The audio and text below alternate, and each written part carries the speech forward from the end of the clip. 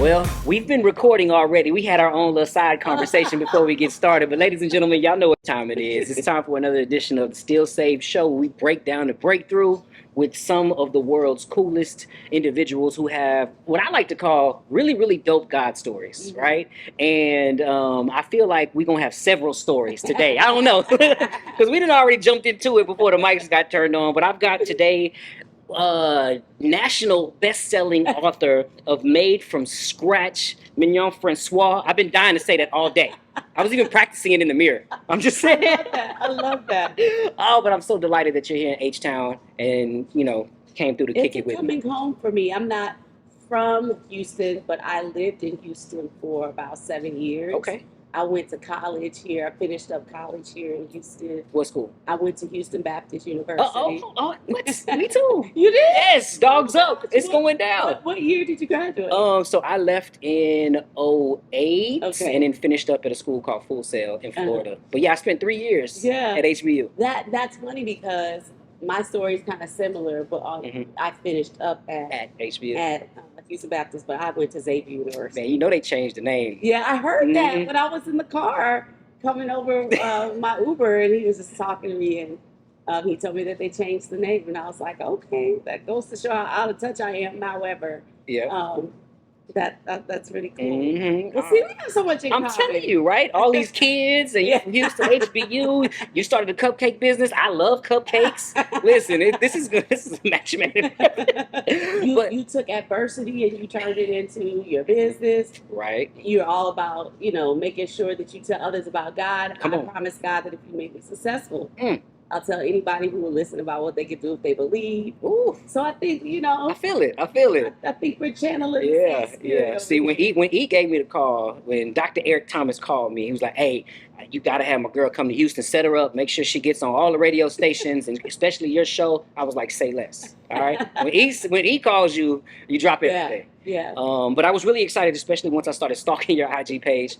I was dying to get the book. I haven't had a chance to read it yet, but I do want to hear more about Made from Scratch, as well as your business. Tell me a little bit about the book. Yeah. And some of the, crazy success that you've been able to walk into these past, years. I wrote the book because if you don't give people a story, they'll make up one for you. And I wanted to be the author of my own story. Yeah. I wanted to be able to be in charge of what people know about me, and I wanted them to get it right. I wanted it not to just be that I was doing well, that I went to college and learned how to make cupcakes and decided to open this business that was wildly successful.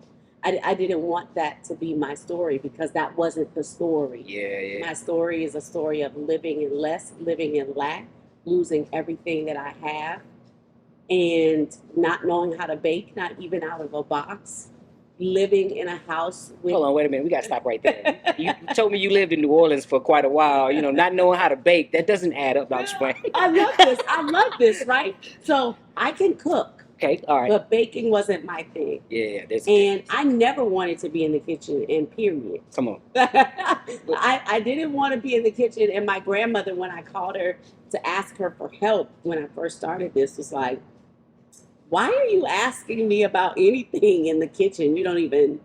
That's not even who you are." I was the one that was going to go to college and be a doctor. And even though I thought I was going to heal people with medicine, God showed me I could still heal people and be their medicine. Yeah.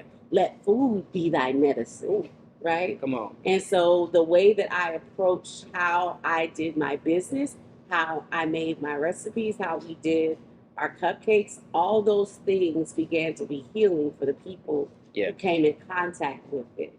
That they would come in there just as much to buy cake and get hugs, come in there to get jobs. I didn't know that people were going to have careers with me and climb the corporate ladder with me. I didn't know that we were going to be able to put young people through college. I didn't know that this was going to be my life, but I always sort of knew that I would end up in Nashville, off Jefferson Street, Come on. starting my, studying for my career. Yeah. That being going to Meharry Medical College, maybe coming out of Xavier University in New Orleans, I would go and study medicine at Meharry, maybe. Yeah. Well, Meharry is in Nashville, just off of Jefferson Street. Okay. The Cupcake Collection, you know, which is my business that has opened up the doors for all of these conversations. We've been voted as the best cake in Tennessee, the best cake in Louisiana, and we rank top 10 in the nation. And that store started in Nashville, off Jefferson Street, Come on. North Nashville. So it's like, when you speak what you seek, you will see what you said. Sometimes we don't know what that's going to look like, and we think that God has forgotten about us, or we think that we failed at life, or we're making mistakes. And I just hope that somebody listening knows that there are no mistakes. Because you don't know the plan for your life anyway. So, sometimes we think we were supposed to do this thing or that thing, and God said, I'm about to remind you, Jeremiah 29:11, but I know the plans that I have for you. And so when your plan gets implemented, you think there are mistakes because you don't know the plan that was for your life anyway. And so while God had dropped it in my spirit that I was going to heal people, it wasn't going to be in a traditional way. It wasn't going to be with forceps or, any kind of scalpel in my hand, that it was going to be. You had a different kind of knife. Yeah. You put a baking knife in it was a little duller than a scalpel. Right. But that's amazing. That's amazing to see how the success that you've been able to accumulate over the years. And I love how you attribute it to God and his faithfulness and his provision. Tell me a little bit more about the Cupcake Collection, because you started the first one in Nashville. Now you have one in New Orleans. And just kind of tell me a little bit more about some of the successes, because I can hear you. Like, we're about to go back. It hasn't always been as pretty, but I want to hear just a little bit more about the idea. Like, what is the Cupcake Collection? The Cupcake Collection is a destination bakery in Nashville and New Orleans. My dream was to make it to the cover of Black Enterprise magazine one day. And we were voted as the Family Business of the Year one year by Black Enterprise. We've been awarded the top bakery in the country. One of the top bakeries in the country. And we've had our praises sung by Yelp and TripAdvisor and Eat This, Not That. And, just looking at what people have to say about the product, knowing that before I started this, I couldn't bake. Right. And it's been, our sweet potato cupcake is the one that really sort of is the famous thing that I created. And I always tell people, if you ever meet another sweet potato cupcake, it wants to be this one. It is a Cupcake Collection original. It is mine, and I take full responsibility for it in the entire world. It sounds like I need to make a trip to Nashville. Look, New Orleans is a little closer. I might swing by just to get one of these cupcakes. But guess what? Because of process and procedure, you can have cupcakes no matter where you are in this country, because I can have them delivered right to your front door. Don't play. All right. We are going to set this up before we leave. I was just going to ask you, though, because, H-Town is like, there ain't no place like H-Town. If you ask me, it's the greatest city in the world. Can we get a Cupcake Collection in the city? Now, you don't have to. But guess what? Our goal is to stretch it across places where we've been historically enslaved. So I am the descendant of enslaved people. My father was born on a sugarcane plantation. Not your grandfather. Not my grandfather. Your father. My dad. Like one generation away. Yeah, one generation. And I think a lot of times we think that we're so far removed from the enslavement of Black people, and we're not. Maybe we feel like we're individually more removed from it, but generationally, it's knocking on your back door. And my father was born on a sugarcane plantation. I was talking to my aunt a couple of months ago, who I believe she's 86 years old now. She was raised on that same sugarcane plantation. And to know that God has allowed me to be blessed to leave a legacy for my children's children in the business of sugar, when our ancestors were not afforded the opportunity to have free enterprise in this same industry, God has allowed me to subdue this industry. And It's giving you dominion. yeah, Man. it's like what will you use in the earth? Mhm. And I believe, for somebody who's listening, who are thinking, what about me? What am I gonna do? Like, this happened for her, but it can't happen for me. And I want you to know that everybody has a measure Yeah. of something that we start with. Come on. Like, I had a science background. That was the measure that I was able to start with. Right. I was living in a house with no electricity on a regular basis, no running water on a regular basis. I will walk to 2005. I will walk to the Kroger in my neighborhood and buy bottled water to fill up the tub for the baby to take a bath first because he was the cleanest. And our second bathroom in our home was a Home Depot orange 5-gallon bucket with a toilet seat on top of it. This is 2005. Come on. So this is not so far. We're not talking, away 30, 40 years ago. Yeah. Yeah. And you just listed off all these amazing accomplishments, right? These accolades and awards and, the money and the book. And it sounds pretty. It sounds amazing at the top of the mountain. But what you're telling me is there was a valley at some point, and you had to climb that mountain, and God took you there. So continue to take me back just a little bit more, because now we have the success, we've got the humble beginnings. How did all this come to be? What was the obedience? I didn't know that this is where God was taking me. I just wanted field trip money. That's all I wanted, field trip money. As a mother, I would go and be the room mom. So that my kids could go on things for free, or so that they wouldn't have to have all of the things that the other children need to have because we couldn't afford those things. So I would be the room mom so that my children could go, or so my children could have favor. I just wanted field trip money for my children. My daughter was graduating from high school at the time. I just wanted her to be able to have senior dues money. I remember being so proud walking her across the gym floor on senior night because she was the basketball manager on her team. And we got to actually do that as the business was just starting to make little bits of money as she was graduating from high school. So that's all I wanted to do. I didn't know that not only was it going to be more than field trip money for my children, it was going to be scholarship money, for students who were graduating or needed to make their ends meet, that it was going to be water and lights to some other young person. And God always places, I believe, women in my life who've gone through some of the things I've been through, because I believe that we go through things not so we can complain about them.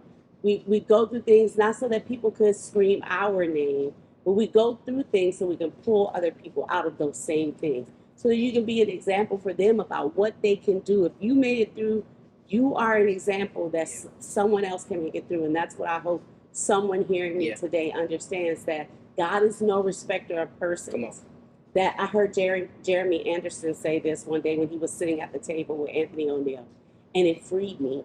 He said, God is no respecter of persons. So if you've seen it done for others, it's an indication that it can be done for you too, that you can have it too. And I was telling God that I wanted to be, I knew from a child that I was going to be famous. I just didn't know what for. And I didn't necessarily think that was celebrity. Right. And then, when the book came out, people started saying, I think you got to stop saying that you're just a baker. Like, your name needs to be Celebrity Baker. Because it's like people, there was some sort of celebrity attached to it. But I never knew that that's what it was going to be. I just thought that when I grew up that I would do something big in the world. Did you ever, because again, as a child, sometimes it's natural and it's kind of easy to dream, right? But then as you started living life and hitting some of that adversity, the water getting shut off. Trust me, I done been there, the lights turning off, you like, hey, wait, did I? You know what I'm saying? So I done been there, the eviction notices. Like, I know what it feels like, and I know many of our listeners know what it feels like too. Like, did that dream ever, was there ever a time where you was like, man, I don't think it's going to come to pass? Because you know what the Bible says, hope deferred makes the heart sick, right? And that's so good. During those years of the valley, did you ever feel like, all right, this peak is just too far? I don't know that I ever knew what I was doing. I love that. I'm telling you, man. Listen, come on. Because sometimes people will say, "Oh yeah, I did this first, and then I knew this was the And next I knew step." every step of the way that it was gonna work out. Like, I no. didn't know what I was doing. I didn't know what I was biting off. I didn't know what I was asking God for. I think I've always been unaware of myself. I've always been unaware of who I was and what I was capable of doing. Yeah. I think I was always unaware of what I was saying with my mouth and what I wanted to create. And so as I was in it, I was, I was just being. I was just surviving. Yeah. I was just getting by. I didn't know that I was creating a successful business and being an example to other people of what they could do if they believe. Yeah. I was just out there being me. Yeah. Yeah.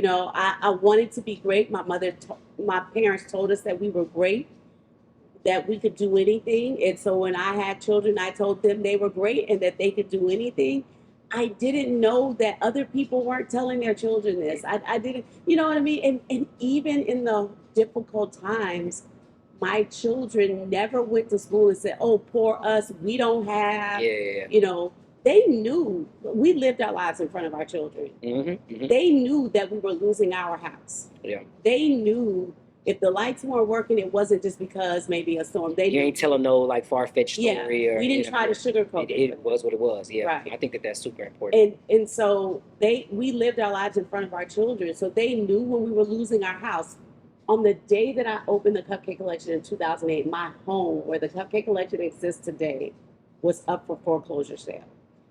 We knew the day that it was going to be sold on the courthouse steps at the city, And this is where the main operations would take place. This is where the main operation is today. Yeah, yeah. We knew that we were losing our house on the day we opened the business there. Okay, so I want to talk about that for a second. The place where it started, and I've heard similar stories from lots of very successful people about how they were at their red carpet affair, but they just got an eviction notice, and it was always like on the verge of breakthrough. It's like you're right there, but you're experiencing your lowest of lows. Yeah. But in your book, you talk about how at the time you started the business, you only had $5 to your name. Like, I don't know about you, but if I got $5, I'm going to the store and I'm buying some ramen noodles. I'm getting some water. I'm gonna make sure. Business. Listen, you're my business. I'm trying to make sure I got 5 kids and $5. That means you get $1, you get $1. Like everybody eating, right? Exactly. That was exactly my mind. How do you take $5 and turn it into $1 million business? Is what I want to know. That's crazy. So I'm from New Orleans. Come on. And I told you I didn't know how to bake, not even out of a box, but I knew how to cook. Come on. Oh yeah, of course. I learned to cook at the feet of my grandmother, long distance, before there was unlimited long distance. Yeah. My mom would give me $5 a week. Okay. That I could use for long distance with my grandmother. And so I would call her on the phone because my mother hated to cook and I hated to do dishes. And so I made a deal with my mom. I've been a businesswoman my whole life. Okay, all right. Like when other kids were playing Barbie, I hated baby dolls. Yeah. You could bring your baby dolls to my bank. I mean, we could play business, but I'm not interested in pretending with your dolls. Yeah. I would pretend with money or pretend with jobs. You're playing Monopoly. Yeah. Like, yeah. And so my mother gave me $5 a week to call my grandmother on the phone long distance to use that money because, long distance didn't used to be free. I remember. And I could talk to her $5 worth. Okay. And so we had to learn how to get that information through the phone within that time frame. Yeah. My mother budgeted everything. And so I learned how to cook long distance like that. And I just want to put a pin there for a second and have you pay attention to the number 5. Yeah. The number 5 keeps showing up in my life. And I don't even know if we touched on this in the book. I think we did, but that number 5 kept showing up in my life. It starts with this $5. Well, it doesn't start with $5 that my mom gave me, but this 5 keeps reoccurring. And so I learned how to cook like that. Yeah. And so red beans and rice. All right, you got my attention. Like I'm from New Orleans, so we always had rice. Beans were very cheap. You could get a pound of beans for about 79 cents at that time, maybe $1. Mm-hmm. And so I knew that was a meal that we could have, and I was going to sprinkle ramen noodles in there. I knew what we could do. And I was sitting in the back of my house with no electricity Yeah. because we couldn't afford it. So I would stay in the house in total darkness during the day so that I could save up the gas in our generator because we had hooked a generator to our house in Yeah. the times when our electricity was off. Man. And so I would save up the gas in the generator so that when my children came home, You could cook. they could have normalcy. And, yeah. They could have some. They couldn't watch TV. Sure. Maybe if we all gathered around and turned all the lights off, there was enough power for the television.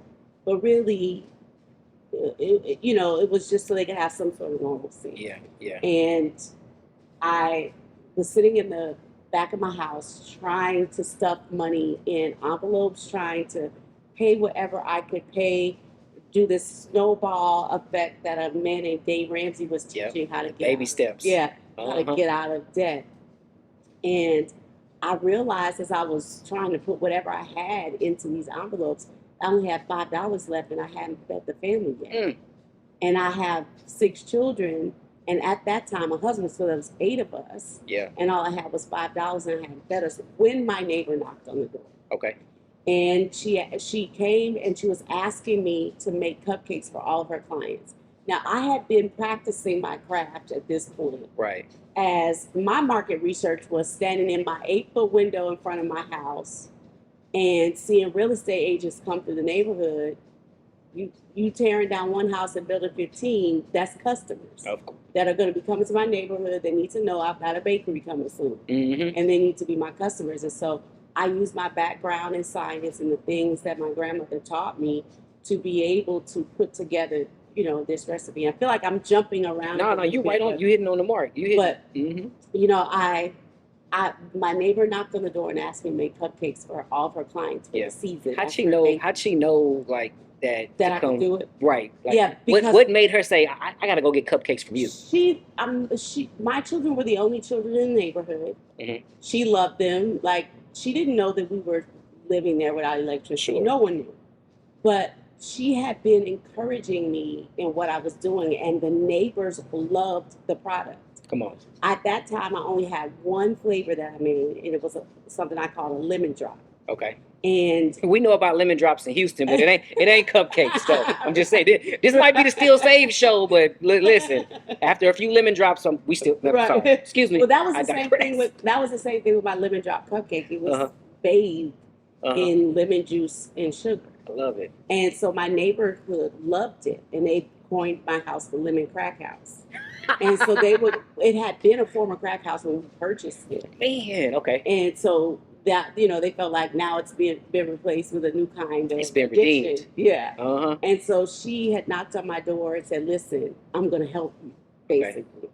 I'm going to buy cupcakes for all of my clients, and when you get some, I'll pay you. When you give me some, I'll pay you. She didn't know that I was sitting in the back of my house counting the last money that I had, trying to figure out how I was going to feed my children. And so I had to make sure that I understood the deal. Yeah. So when I give you some today, you're going to pay me today? Yeah. And she was like, yes. Because, you know, sometimes people mean they're going to pay you in 30 days. They're going to kind of pay you when they get paid. Or, you know, if they feel like you met the mark, then they're going to pay you, right? Yeah. And we're arrogant to think that everybody is in the same position that we're in and that they can afford to wait. Right. You know, and so I've been diligent, even as my company has grown, to not even make my team wait for a paycheck. Come on. So they get paid every 7 days, and companies just aren't doing that kind of thing anymore. Mm-hmm. I wanted to be mindful that everybody is not in the position that I'm in. Yeah. And I remember those days when you can't get from 14 days when I just got paid on Friday and I used everything I had and it wasn't enough, and now I've got to see my way through 14 more days. That's how these, you know, payday loan places are really taking advantage of this community, right? Mm-hmm. And so I wanted to make sure I felt like they could see their way through 4 days, or 5 days, or 7 days, right? With 14 days or 21 days or 30 days, that's a lot. Yeah. So I've just always been mindful of that. So when I understood the deal, you're going to pay me today, like you said you would, I went to the store with that last $5. I heard guys say, I feed birds. Come on. Yeah. I had this come to Jesus talk with God, like, why would you bring me this opportunity to make 600 cupcakes for this lady because that's how much what it was going to be. Yeah. When I don't have any money. Yeah. Like, how am I going to fund this? Yeah. And God Then said, again, I feed birds. come on. And they don't toil or store up in barns. How much more will I feed you who looks like me? So I took the $5 instead of buying food with it. I bought ingredients and I invested in myself. Yep. I walked to the store because my car was repossessed. And I bought everything that I could buy with the $5 and turned it into 60 that day because she paid me like she said she would. Yep. And I took that money, I put the 5 that I started with back into my pot, and then the 55 I invested back into more ingredients. Yep. And I bought what I could buy with that 55 and turned it into 600 by the end of the week. And at the end of that week, I knew I wanted to make more cupcakes. Like I knew I wanted more sales. And from that day forward, that's been the seed money that I've been using for the last 17 years. I built this business with no loans, no debt. Come on. No knowledge of the business, no experience. Yeah. Believing that if God is who he says he is, he can do what he says he can do. And I'm a living example of what you can do if you believe. I've been able to flip that money into more than 5 million cupcakes sold.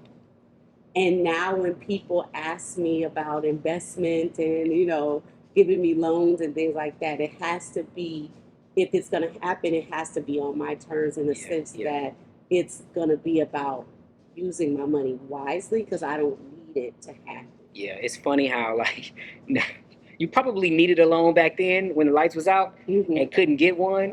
And now they chasing. We have an artist here in Houston. I don't know how familiar you are with Mike Jones, but he got a song. Mike Jones. Come on, back then they didn't want me, but now they all want me. See, yes, yeah. But no, you know what that reminds me. That a lot. Come on, but that reminds me, and I think that's the reason why we do this show. It's kind of like the Bible to be continued. Like God is still. Oh, that's so good. Listen, to be continued? If Paul, like you would be like Paul, and this would be your book right here. You know what I'm saying? After Revelations, we got made from scratch, right? And so, but I seriously see so many elements of the story where Jesus fed 5,000, and all he had was a little kid in his little sack lunch. Ooh, I got you know what I'm saying? For you. Like he had 2 fish and 5 loaves, and he multiplied. He always takes what you have and multiplies it. Yeah. But I see you that struck a chord. Yeah, it did. Come on. It did, because this is what I said. What do you have in your house? We all have a measure of something. In my house, there was a need, right? Yeah. And the problem that I needed to solve was we needed to get out of debt. My children were hungry. Yeah. But what I had in my house was an ability to take what was being given to me and flip it and turn it into more. I've always had that ability. I told you, I've been a businesswoman my whole life. Oh, I can see I've been working since I was 10. Not because I had to, but because I wanted to. Yeah. And I would go through my mother's office, vetting who needed the services of a 10-year-old to file papers and, get the piles off of their desk. And I could see who my customers were. Right, see a need, fill a need, right? Your cubicle is dusty. At 10, you already knew supply and demand. It's like, come on. Right, but the thing that really resonates to me, God showed me that little boy with the fish and the loaves had a mother. His mother understood that he needed a lunch. Yep. And his mother provided a lunch not only for her son, but she fed the multitude. Come on. She prepared her child. Yeah. As he went out to be able to share his lunch with Jesus. And how many of us are mothers that are preparing our children to go out into the world, and we feel forgotten, and we feel that nobody sees us, and nobody ever talks about the mother that prepared that lunch for that little boy. Yeah. And had she not had a lunch that was good, and he'd be like, I'll trade you my lunch. Oh man, come on. Yeah, no, I don't want that. There are so many mothers that don't think that what they're doing is valuable, and this mother prepared a lunch for her son that not only fed him, but is still feeding us today. Yeah. And something else you said that really resonated with me about the Bible continue. I believe that scripture is still being breathed today. We're just calling it poetry. We're just calling it rap music. Mm-hmm. And so I tell people all the time, I love rap music and I love Jesus. Come And on. I think like We still saved. I love Lil Wayne. Listen, I was with Lil Wayne the other day. No, I'm still saved. In the book, I talk about that I wanted to be the Lil Wayne of wedding cake. Yo, Lil Wayne was my favorite rapper of all time. I mean, I know I'm from Houston, but yeah. No, anyway. Yeah. I love it. I love it. This has been inspiring, especially for somebody like me who was able to take what I had, my turntables and a few records, and turn it into $1 million business that has, since provided jobs for many other DJs who were being taken advantage of by club promoters and never saw it as a viable option as a career. And I just love how you were able to flip that and turn it into something that now is able to feed the multitudes. And not just, like you said, feeding people cupcakes, but you're giving people jobs, scholarships, serving the community, like your family, like your kids are now going off to college and graduating from college and doing all these crazy things. Like, tell me now about some of the amazing things beyond business, because I see this faith component where you have this passion to give back, right? Like, tell me a little bit about that. Well, the thing that my business sells is not actually cupcakes at all. That's a facade. Like the cupcake is the. What we're actually selling, you cannot physically take away. Yeah. So we package it in cupcakes so that you have a carrier for what it is that we're really pushing, and that is joy. I believe there's a huge return on investment in the kingdom of God for tears. God says those who sow in tears will reap in joy. And I believe that joy means a lot to God. And the reason why I say that is because the Bible says he bottles all of our tears. And just like he knows the number of the hairs on our head, he knows how many tears that we cry. And so I believe he just takes those tears that he's bottled that we have shed and uses those to water wherever we plant. And so if you're sowing in tears, then those tears can water your plants. And then the harvest that comes from that is joy. And so that's what we're just trying to do. We're just trying to sprinkle people's day with joy. We're trying to be that place that you can come and be seen. Because that's what cake was for me. Yeah. My grandmother, I could call her phone and say, Grandma, I'm coming to town. She lived about 2 hours away. And I'm coming, I want some cake. And there would be cake there when I got there. And what I love about cake is my love language. Come on. I believe they need to add this one, like a sixth love language on there. And cake is right there. Cake is number 6. I've never been sad eating cake. Right. Like I've gone through some pretty tumultuous times, but as I reflect, even in those darkest moments, cake has brought me so much joy. Yeah, yes. And I feel like I need to put that on a t-shirt. Yes. I've never been sad eating cake. I'm Never. doing it. Like, you heard it here first. I challenge you today to cry while eating cake. It's not gonna happen. It's just like cake takes you back to a time and place where somebody saw you. Because it takes time to make a cake. You can't just throw a cake together. No, you can't. When you show up with a cake, someone had to get up early in the morning. Someone had to apply heat to that thing. Make sure that it rose to the occasion. And then after that, they frosted it and decorated it in love. You don't just throw a cake together. And so what my grandmother was doing when I would call her was seeing.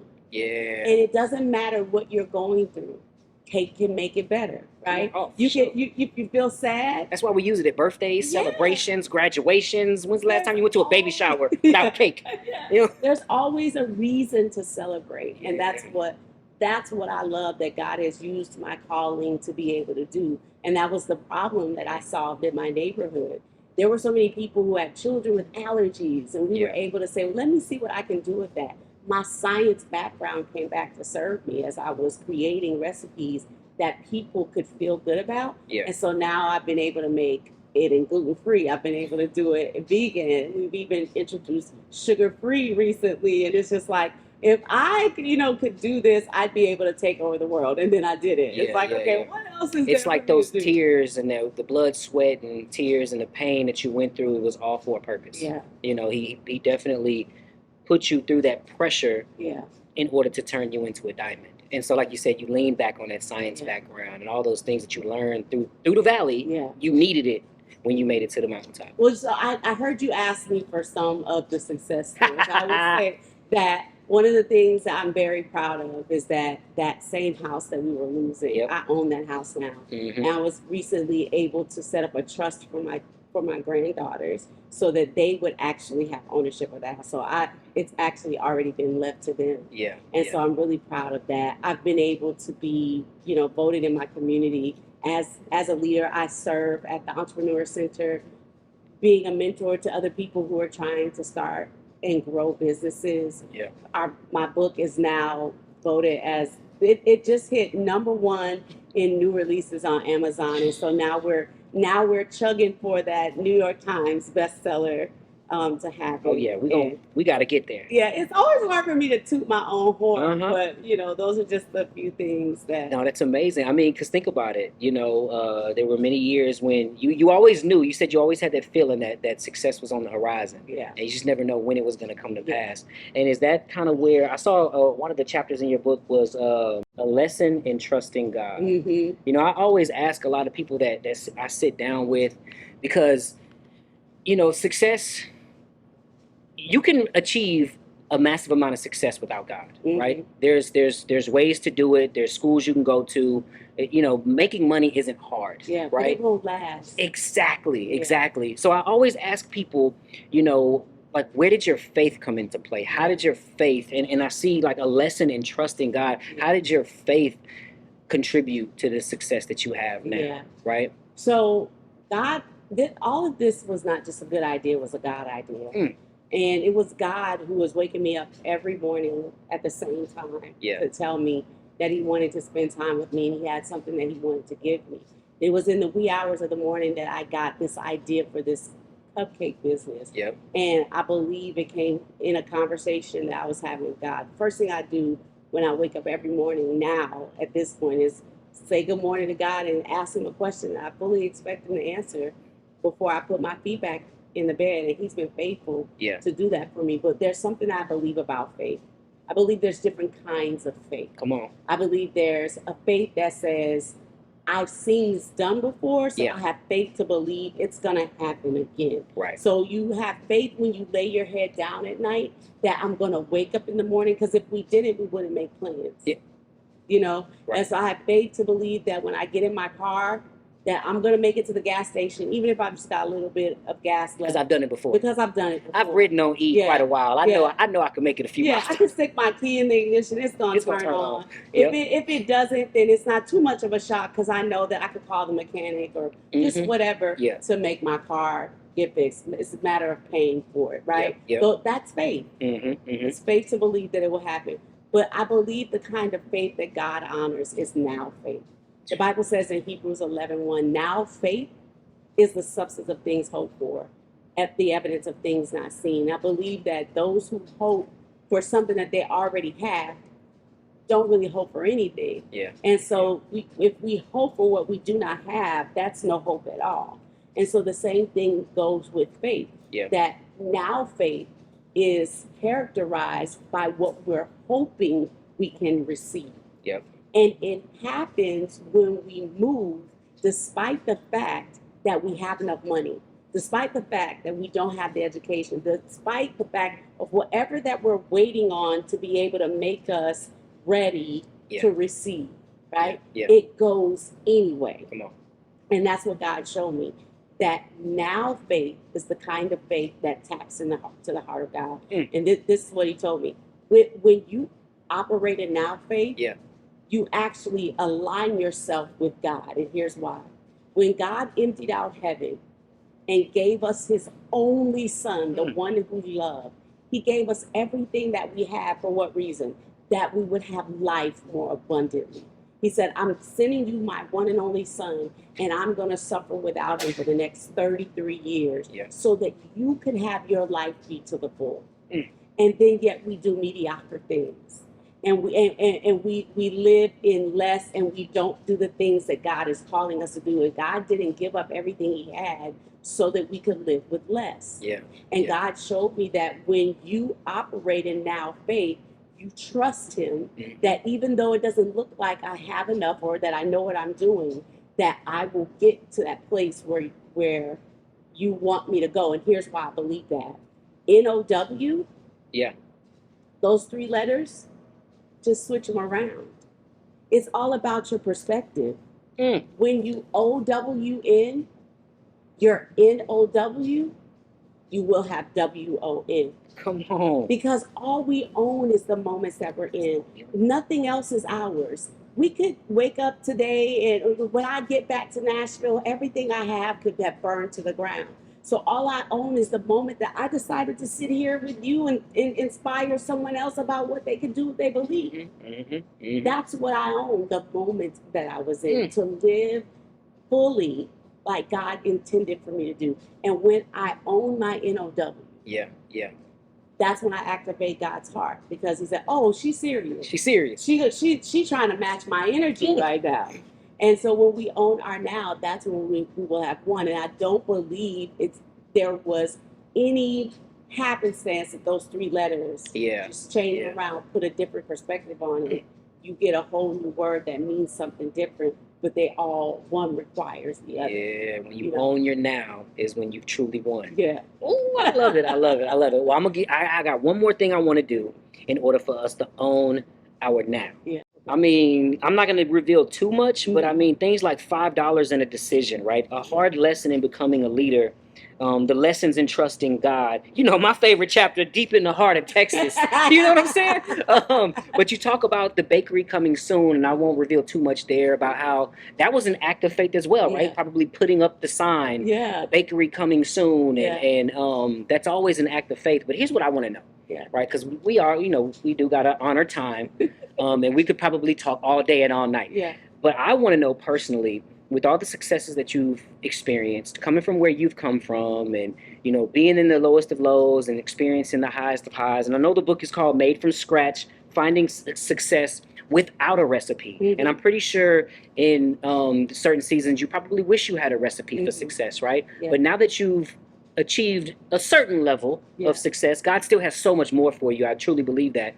But for those who are listening right now, because I told you earlier, there's a lot of folks who are on the verge of breakthrough who tune in. They're down to their last $5, right? Or they're like wondering, where's my next meal coming from? Do I go to McDonald's, or do I put it into this course? Or or like, man, I'm struggling trying to get over this hump and lose these last whatever. There's lots of folks who are in those dark places right now. Have you developed somewhat of a recipe that might be able to help somebody climb out of those dark situations? I truly believe that we go through things to pull other people out. So I would say that, yes, I do have a recipe for that. This book is an entire playbook. It's a playbook for hope. Come on. To tell you that hope, to me, is obvious. But it's not obvious for everybody. So how do you have hope when you're losing everything that you have? And so what I would tell somebody who is in the valley where I was, losing everything that you have, maybe not having electricity or a car being repossessed, your home being lost. Because you know how it is. Sometimes you're just tired. We got moms out there who have 4 or 5 kids. I'm a dad with lots of kids, and there's days when, I ain't gonna lie, I don't even feel like getting up out of the bed, right? Like, where you going? I would tell people that, first of all, work is required of you. Come on. If Adam and Eve, who had the best digs of all time, were required to work, then work is required of us. Man. That's the first thing. In the words of prophetess Rihanna, work. Let's go. Let's go. I knew she was gonna take me back to the Super Bowl. Man, listen. But I definitely think that work is required of us. Absolutely. And then I would say that God is still speaking. Come on. And that's something that we said earlier, that I believe scripture is still being breathed today. We just call it poetry. So how do you hear those things? How do you hear God speak? How do you know that God is talking to you? Well, first of all, you have to be able to compare it against something that God would say. And the only way you know what God would say is if you spend time with God. Let's go. And I would say that the greatest part of my recipe was learning to hear God speak and know his voice. Because the word of God says that my sheep know my voice and they hearken unto it. That means that you know when God is speaking to you, and then you obey what he's saying. It's one thing to know he's speaking. Yeah. But that obedience part. Yeah. And I got a chance to, spend time with some beautiful girls on a podcast just this week. And we were talking about obedience begets obedience. So if I've been obedient and then you get to hear me talk about my obedience here, and now you know what you have to do, it causes you to obey. Or it causes you to sit back and think about those things that you know that you heard God say and that you know that you needed, but you didn't do it because you were disobedient. And then you see me sitting in this place where you might want to be sitting, and then it says to you, I need to go. Yeah. I need to trust and obey. There's a song that was in the hymnal books growing up. Trust and obey, for there's no other way to be happy in Jesus but to trust and obey. And I believe that God is a man of his word, and he's trustworthy. And there's a Bible verse that says, try me. Y'all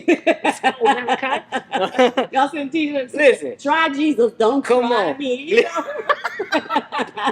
That should be your slogan for the cupcakes. Just try me, right? I guarantee you coming back. Yeah. No, that's amazing. So that's what it would be. It would be work is required. It would be trust and obey. Yeah. And to listen to what God is saying. Yeah. How do you know that? Yeah.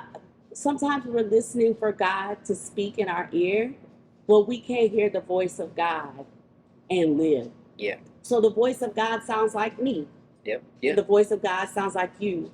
Or the voice of God sounds like whoever, like I believe that God takes over our voice when we allow ourselves to be used by him. Because he's a gentleman. He's not going to force anything on us.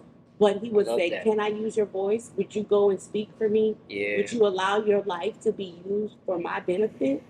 And so I believe that the voice of God sounds like me, or it sounds like your mother, or that person that is telling you something that is an affirmation for what it is that you're supposed to do. Yeah. And then you hear it in your heart. As a first generation believer, somebody who got saved, like, at the latter of my high school career, 18-ish, I believe that you begin to hear God when you actively listen. When you start, because as I look back in hindsight to the years before I call them my BC days, the days when I was working on my testimony, I was like, dang, God was speaking to me all the time. I just wasn't paying attention. Yeah. I just didn't see the signs, or I didn't acknowledge that, man, that one time that guy had the gun to my head and pulled the trigger and it didn't go off. Like, that was God, like, telling me, bro, like, you probably shouldn't be doing this no more, or just even things that weren't as dramatic. I look back on my life and I'm like, God was always speaking. I just wasn't paying attention. And so when you begin to actively listen, it becomes more clear, because he's not shouting at you like the enemy. The enemy's loud. Like, he's in your face, aggressive sometimes. Yeah. And God is sitting back like, right here. Yeah. If you just listen. Yeah. Amen. Well, that final piece of the recipe would be speak what you seek till you see what you said. I believe a lot of times we speak against our own selves, and we cause our own selves to be broken down by the words that we say. And we don't even believe in our own selves, but we expect other people to believe in us. But how can anybody believe in you when you don't believe in you? Yeah, yeah. And so you got to start with believing in you and using your words to speak life into your own life. Yeah. So I would say that would be the final. Say that one more time. Speak what you see until you see what you said. Oh, I love it. I love it. I love it. I can't wait to read the rest of the book. I'm super, super grateful that we got a chance to spend this moment. Truly, truly divine. I'm going to tell you about the number 5 in a little bit, because that's kind of crazy and eerie. But this has been magical. This has been divine. It's been amazing. Tell us how we can get the book and make this a New York Times bestseller. And how we can stay tapped in. Yeah. Oh, I love this. So they can get the book Made from Scratch, Finding Success Without a Recipe on Amazon.com. And then when you receive it, just need you to go out there and review it. You can also find it in other places where books are sold online. So you can find it in Walmart and BarnesandNobles.com, like just wherever books are sold online. And then also in some places that are local bookstores as well, in Nashville and New Orleans, I know for sure. Yeah, yeah. And then following me on Instagram at Mignon.Francois, which is MIGNON. FRANCOIS. I love it. That's my favorite place. I love following you on IG. I started stalking you a couple days ago. So like we're definitely super, super connected. Well, you have the recipe for success. I was able to exchange books with you earlier. Now you've got the playbook for change and Oh, I love transformation. So we got playbooks, we got recipes. Like you ain't got no choice but to succeed after this episode. This is just for me. I don't care about the cameras. How can I get? You told me earlier that I don't have to go to Nashville. I don't have to go to New Orleans. Yeah. How do I get these cupcakes? Oh my gosh, because I probably been smacked on the hand because I didn't say that. You feel me? You can get our cupcakes 24/7 on the cupcakecollection.com. We partner with FedEx and cupcakecollection.com.